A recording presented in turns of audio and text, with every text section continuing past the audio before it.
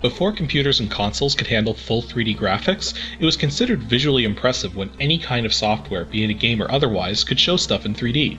So one of the common ways to get around the processing and memory limitations of the time was to forget about perspective and show 3D things in an isometric view, usually from a 45-degree angle. While this made for games that looked really good, not very many of them actually played that well. But today's game is one of the exceptions. Mystic Towers is without a doubt one of the best such games made in the days of DOS. Why is that? Well, let's start things off with the game stats and we'll go from there. Mystic Towers was developed by the Australian company Animation FX and published by Apogee in 1994. It's a one-player isometric 3D action puzzle game featuring VGA 320x200 256 color graphics and support for PC speaker and Sound Blaster sound. Obviously, you want the Sound Blaster support enabled, though I should quickly note that the sound quality in Dosbox will suffer unless you go into the game's options and select the Digital Low sound mode. As for its release date, the game is still considered shareware. The shareware version features 2 of the 12 towers you can face, and if you want the full version, you can buy it for a mere $6 at the 3D Realms website at www.3drealms.com. So one of the curious things about this game is that it's actually a sequel to a side-scrolling platformer known as Baron Baldric: A Grave Adventure, released at the end of 1992. You play the role of Baron Baldric, who's able to wield a special wolf magic studied by his evil ancestor, Baron Lazarus Pedabush. His ancestor had left behind a series of towers over the land where monsters have been festering. Thus, one day the people of Rim Village approach Baron Baldric and ask him to enter the towers, use the wolf magic to defeat the enemies within, and ultimately destroy the towers themselves. Baron Baldric isn't too keen on the idea, considering his age and desire to just settle down from prior adventures, but he decides to once again summon up his Lazarin staff and beat the towers to bring peace to the land. It's kinda neat too, the story is presented in-game through cutscenes inside a storybook. Now one thing I need to make note of right away is that I'm not going to be showing much of the later levels for a very peculiar reason. Although this game appears innocent on the surface, there's actually nudity later on. Yeah, who'd have thought? So if you see any mysterious blobs of giant pixels later on, that's my efforts to censor it out. In the actual game, you see it all. Now with that out of the way, the gameplay is pretty straightforward. You take control of Baron Baldric and maneuver him through the various rooms of each tower. Your objective is to find a bomb, place it inside the monster generator to destroy it, defeat all the enemies to make the tower key appear, then finally collect the tower key and escape. It does sound kind of complex, but when it comes down to it, it's a no-brainer. Well, raw gameplay anyways. Like, if you have lots of trouble with the first tower, then the later towers will probably destroy you. Thankfully, the game features a practice mode, so you can try any of the 12 towers you want at any time. The only catch is you won't make any high scores this way, and you only start with 1 life instead of several. There's another thing to keep in mind too. The towers are actually split between 2 different sets, 6 Apprentice Towers and 6 Wizard Towers. The differences are minor, but you need to keep them in mind at all times. In the Apprentice Towers, teleportation pads are linked in a loop so you can cycle between them, the tower key always shows up in the same room with the exit, and your map is completely filled in. In the Wizard Towers, teleportation pads usually only link to one other pad, not in a loop. The tower key is never in the same room as the exit. You have to find the map pages yourself for each floor of the tower, and they sometimes aren't even located on the floor they belong to, and the enemies are also faster and tougher. In the main game, you clear the 6 Apprentice Towers first, then take on the Wizard Towers. Controlling Baron Baldric is surprisingly simple, so long as you use the keyboard. The game does support both mouse and joystick controls, but there's a couple issues with both of them. Firstly, the joystick support spins the directions by 45 degrees to take into account that the usual up, down, left, right movements don't exactly apply in a game where you only move in diagonal directions. This can be confusing unless you hold your joystick or gamepad at an angle, which may not be that comfortable. The mouse controls are just a joke because you're expected to click on on-screen buttons for every action you wish to perform, including movement. For all these reasons, I recommend using the keyboard exclusively or a combination of the keyboard with the mouse. You can either use the 7, 9, 1, and 3 keys on the numeric keypad or the home end page up and page down keys to ensure you move in the diagonal directions you want to go. That said, the controls aren't perfect on the keyboard either. You perform actions by pressing either control key, which will either pick up objects, use switches on the walls, or shoot your spells. More often than you might expect, you're going to push this action key expecting it to do something specific, only to end up wasting a shot of one of your best spells. The alt keys are used to jump, and while jumping is fairly intelligent, there will be times when you'll be stuck trying to figure out how to jump on something directly in front of you because you're continually jumping over it since there's empty space on the other side. Backspace is your pull key for pulling objects away from things. While that makes sense from a logical standpoint, backspace is a really difficult key to use in most games because of its awkward position on the keyboard. Lastly, spacebar is used to cycle your selected spell. Trust me when I say, learn to use the number keys instead. The row of numbers above the alpha keys, all 10 of them, are used to select specific spells. Learn them as soon as you can. Speaking of spells, let's give a quick rundown of them, going in order from 1 to 0 along the top of the keyboard. First you have your Ice spell, which is incredibly weak and takes way too many shots to defeat anything with it. The only plus side is that it has no ammo limit, but as long as you're not wasting attack magic constantly, you pretty much never touch this spell. The next attack spell is Sulfur, and again, if you make proper use of your spells, you'll probably never end up using any Sulfur, except maybe in the first few towers, where powerful magic is more scarce. The next attack spell is Venom Cloud, which is an all-around good attack spell, and the one you're going to be using the most of in the early towers.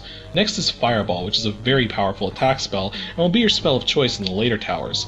The last attack spell is Lightning, and it is devastating to the enemies. The only catch is it's really hard to find this spell early on, and even later on when it's more common, you can only stock a little over a dozen shots at a time. And that said, you're not allowed to pick up a stack of spell shots unless you have enough room for it, so don't worry about picking up too much and missing out on shots. The next 5 spells are considered your tactical spells, the first of which is Reveal. The Reveal spell causes anything that's invisible or hidden to appear. Normally this just means spotting poison tiles or causing a secret door to appear, but sometimes this can even cause treasure or spells to appear. There's a special rune to signify when you should cast a Reveal spell, so keep your eyes open for it. The Reveal spell will also light up a dark room whether or not there's a switch somewhere in the room that controls the lighting. Next is Heal, another incredibly useful spell because it not only restores a big chunk of your health, but it's also a good cure for poison if there's no other remedies nearby. Next is Teleport, which you'll use to get around with the various teleportation pads. The pads themselves either have numbers on them to indicate what floor they'll send you to, or an arrow to indicate what direction on the same floor it will send you to. The towers are actually fairly linear for the most part, so try not to use the teleportation pads unless there's no other way to get to where you want to go, or you're absolutely certain about the shortcut you want to take. Next is Levitate, which is a deceptively useful spell. You can get through most of the early towers without ever using this spell, but in the later towers, Levitate is necessary to get past some of the obstacles. While you're floating on the levitation cloud, you cannot trigger any floor tiles, be them good or bad. You can also cast Levitate multiple times to float higher and higher, allowing you to reach items that are too high to normally reach, or to get over magical barriers that are blocking your way. Lastly are your bombs. You'll always find the monster generator you have to destroy on the 3rd floor of every tower, and to destroy it, you need a bomb. Almost every tower has 2 bombs to find, one in a very remote location, usually on the top floor, and another in a more convenient and closer location. The closer bomb, though, is usually much trickier to get, either because it's well hidden, has a puzzle of some kind attached to it, or has a trap trigger nearby that will destroy it in some way, usually by dropping a live bomb from the ceiling.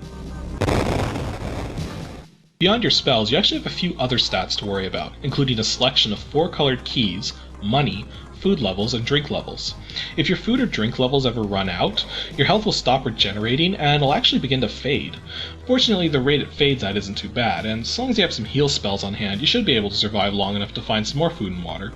Every floor generally has a water fountain somewhere, and food is fairly well scattered, though you can also get food by destroying the monsters. It's also possible to become poisoned from various sources, which may sound dangerous, but really all poison does is cause your health to slowly degenerate, and getting rid of poison is really easy. Either cast a heal spell, drink some green slime, or eat a mushroom. Be certain you're poisoned though before trying those last 2 cure options, cause under normal circumstances, the green slime will cause you to become poisoned, and the mushrooms will cause you to become dead. That said, when you die, your food and water levels replenish to maximum, and really, extra lives aren't too difficult to get. You usually get one every time you clear a tower, and when you get 10,000 points. Granted, there is an upper limit as to how many extra lives you can have, and you don't want to start losing extra lives every couple minutes, or you will run out of them, so you need to know how to deal with the enemies. Considering how delayed the controls tend to be, it's extremely important to recognize how each individual enemy behaves and how to take advantage of them. As a general rule of thumb, most of the enemies in the game have 3 states to their AI: wandering, aggressive, and escaping. Until you've attacked an enemy, they tend to just wander around, though a few of the enemies will actively hunt you down, though enemies that behave in that way aren't very common. Some enemies also simply walk a patrol path of some sort. But all this changes, however, once you've caused enough damage to a particular enemy and they'll enter their aggressive AI state. Most enemies in this state move faster and will give chase to you. Some enemies may even start shooting spells like mad. You can escape from such an enemy if you want to, but enemies regenerate their health at a fair pace, so try not to attack an enemy unless you intend to destroy it. The plus side is that once an enemy gets low on health, they'll try to escape from you. The escaping AI is kinda glitched with most of the enemies though, and once the enemy starts fleeing from you, usually you can defeat it pretty easily. Don't be fooled though, for the most part the AI in this game is exceptionally good. So rather than relying on brute force, it's best to take advantage of a few tricks when dealing with the enemies. For starters, some enemies are low enough to the ground that you can actually jump on them, causing a significant amount of damage. Another neat trick is that if you walk past a trigger that causes a bomb to fall, with an enemy chasing you or walking towards you, the bomb may do tremendous damage to the enemy instead. One final trick is to get an enemy to become aggressive, then leave the room before it gets too close. In the adjacent room, back far away from the door you came from, face directly towards that door, and be prepared to launch a flurry of spells once the enemy comes in after you. There's also a couple other things to keep in mind. Firstly, each enemy has certain limits as to where they'll go. If you happen to enter a room that an enemy won't chase you into, their health gauge will disappear. Since there's only one health gauge, you can probably figure out for yourself that you'll never battle more than one enemy at a time. Also, the higher you are in the tower, the tougher the enemies get, but at the same time, you can usually find more powerful attack spells higher up than on the lower levels. I actually have a few more general tips for anyone who wants to give this game a try. First and foremost is to keep in mind that you can not only push and pull objects, but that objects can stack on top of each other at the same height. What this means is that sometimes things like money and keys will be hiding underneath larger objects such as concrete slabs, urns, even food and spells. If you can't pick something up for whatever reason, either because you're not hungry enough or have too many shots of a particular spell stocked, then always try pushing or pulling that object out of the way, just in case there's something hidden underneath it. And don't let the size of the objects fool you either. If it only takes up one tile, then regardless of how tall it is, you could very well be able to push and pull it, even if it's a column that's as tall as the screen. As for the spells, don't waste your money on sulfur spells, because they're practically useless. To avoid buying sulfur by accident, try not to use any of the spell purchasing slots until you're at least as high as the 4th floor. Also, even if you have no shots of a spell left, you can still place that spell into a transmute niche, thus allowing you to gain shots to a spell you don't even have yet. This is an extremely useful trick with the fireball, lightning, and reveal spells, since you'll run out of those ones more frequently than any others. You may even try it with the heal spell if you're low on them. That said though, the transmute niches are very cost impractical, so it's best to avoid using them if you can. Another good tip is to not waste your reveal spells in rooms with poison tiles. The simple fact of the matter is that poison is nothing more than an annoyance in this game, with way too many cure options, and heal spells are much easier to keep stocked than reveal spells. That said, if you do get poisoned by a poison tile, don't cure it until you leave the room, otherwise you might end up stepping on yet another poison tile and then having to cure it again. Once you've stepped on one though, its position will be known for the rest of the game and you can easily just avoid it or jump over it later on. My last tip is to destroy the monster generator as soon as you possibly can. Since the towers all have fairly linear layouts, the last thing you want to have to do is backtrack from the 5th floor all the way to the 1st floor to kill an enemy that's been regenerated, then have to go all the way back up to the 5th floor just to get the tower key. Anyways, not too much else to say, but before I get into the Dosbox options, there's one particular in-game option that may be confusing to some people. The game supposedly has widescreen support, but this isn't actually accomplished by changing the screen resolution, and thus will have no effect in Dosbox. In fact, I have no idea what exactly this option does. My best guess, being a programmer and knowing how old CRT monitors worked, is that this option simply changes the synchronization and monitor frequency so that the game is squished a little to look like a widescreen game. But then this option never worked on my older systems either, so I have no clue. If any of you know exactly what that wide option did, let me know and I'll add the information to the video page on my website. As for Dosbox settings, they're really simple. Just set the cycles count to auto or max and you're good to go. The graphics scalers I find produce mixed results. Some of the graphics look better with them and some don't. Try them for yourself, and if you like what you see, leave them on, and if you don't, leave them off. And again, remember to go into the game's options menu and set the sound mode to digital low to get rid of the audio glitches. And that's all for episode 29 of Ancient DOS Games. Due to the holiday season, episode 30 isn't going to be coming out until January 8th, but that doesn't mean there won't be any updates. Stay tuned for next Saturday as we dive into the inner workings of Dosbox and discuss how to take advantage of its various configuration settings. And then stay tuned for the Saturday afterwards as we take an in-depth look at dealing with the DOS command prompt.